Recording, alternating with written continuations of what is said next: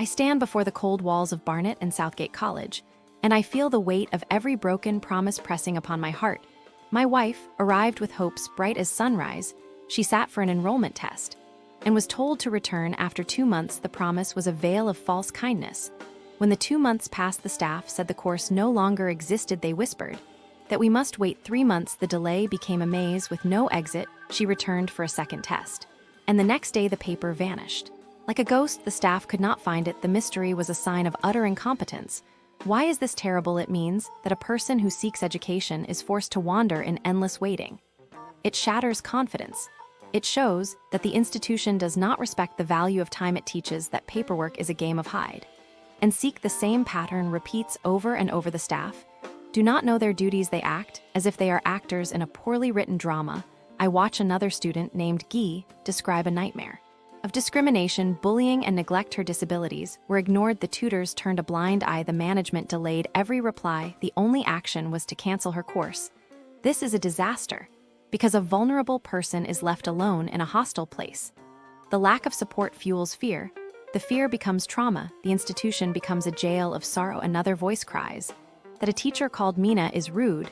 The timetable is chaotic. Lessons stretch for 2 hours and 30 minutes. Without a break, students must travel for a single lesson. The schedule is a cruel puzzle. The chaos of the timetable destroys learning. It exhausts the body. It steals time that could be spent on study or rest. It shows that the college does not plan with care. Chantal tells of being withdrawn during the lockdown. Because she could not join online classes, she asked for help for months. The staff never answered. She was expelled like a stray animal.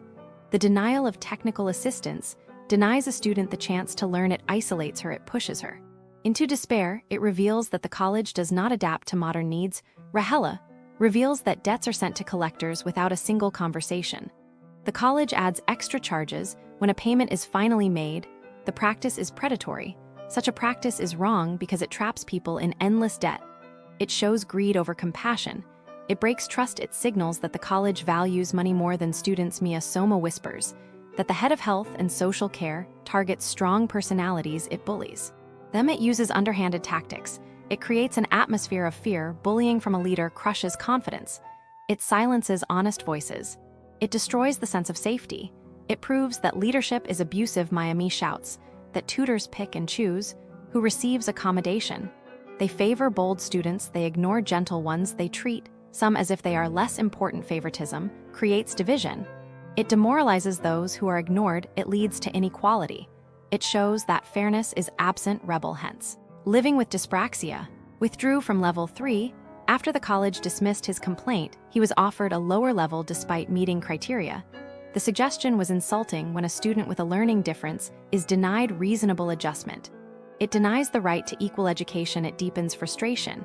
It highlights systemic neglect. Chris Georg declares that missing a single class led to immediate expulsion. The policy is harsher than law. It mocks justice. It destroys hope, and expulsion for one absence shows a lack of proportion. It erodes confidence in any rule. It reveals a culture of intimidation. Jessica Florence paints a picture of a cruel environment where teachers are horrible and peers are described as depressing. She felt suicidal. Stress overwhelmed her. She prayed for relief. When the environment drives a person to hopeless thoughts, it is a sign of profound failure. The college has failed to protect mental health. It has failed its duty to nurture. All these stories weave together like a tapestry of sorrow. Each thread is a wound. Each complaint is a scar. I ask you, dear listener, do you see the pattern? Do you feel the injustice? Do you stand with those who suffer? Let us raise our voices together. Let us expose the cruelty of Barnet and Southgate College. Let us demand that the powerless are heard. The story does not end with a happy closure because the wounds are still fresh. The pain is still present. The hope is still a fragile flame waiting for a wind of change. I write this as a diary of a broken heart, but also as a shield for the vulnerable. May our words become a mirror that reflects the truth, and may the truth bring justice. I will now describe how the businesses near Barnet and Southgate College in this city behave for a visitor who is looking for a safe and pleasant experience. The overall pattern is that the establishments in this vicinity tend to disappoint, to ignore basic courtesy, and to create an atmosphere that feels more like a maze of frustration than a welcoming community. This impression comes from many different customers who have shared their stories. and it is the same thread that runs through salons, lounges, and coffee shops alike. First, the hair salons in the area share a common attitude of indifference. A typical example is Studio Euphoria. Customers have reported that arriving a few minutes late results in the stylist refusing service and even leaving the premises, as if the client had broken a law. One person described the experience as a disaster from the moment they stepped inside, with staff making rude comments about other salons and leaving the client feeling exhausted after a short visit.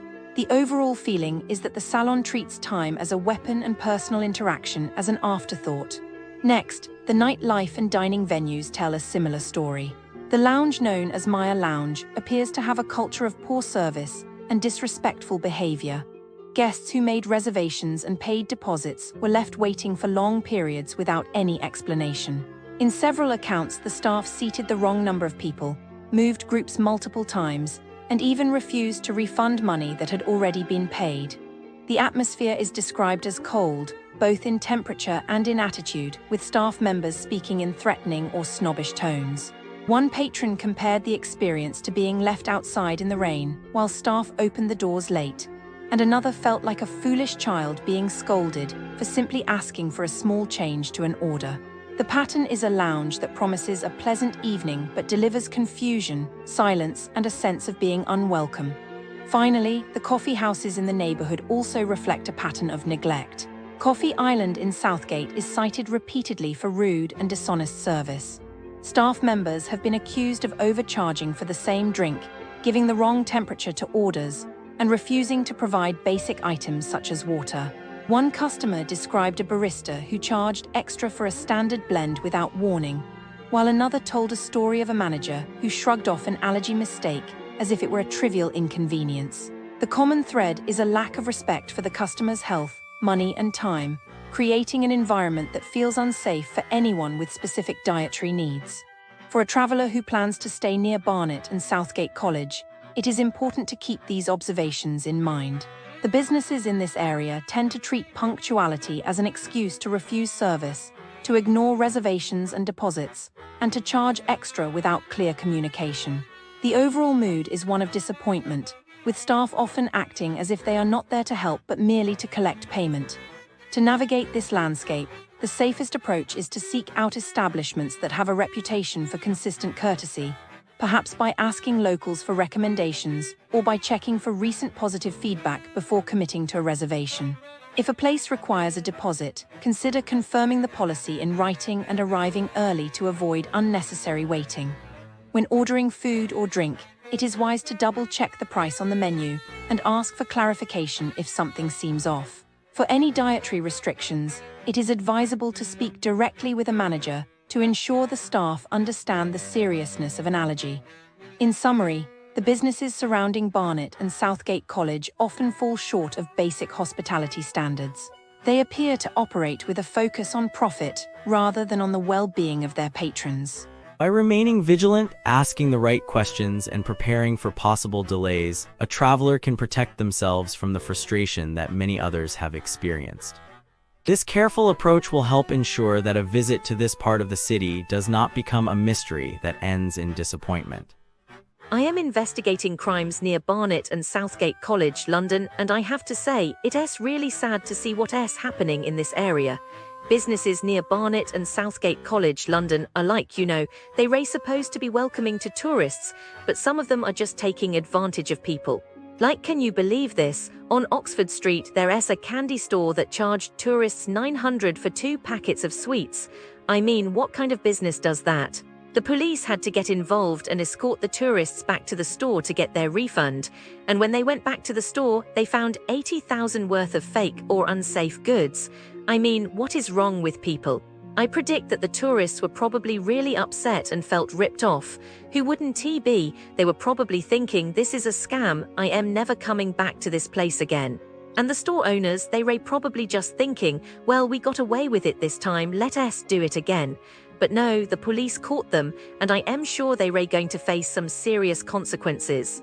And then there are these fake trading standards officers and council officials who are targeting convenience stores across London. They ray using fake IDs and telling store owners that they need to pay money for inspections or else they LL get in trouble. I mean, this is just so wrong. One store owner in Pontefract got a call from someone claiming to be from the council's health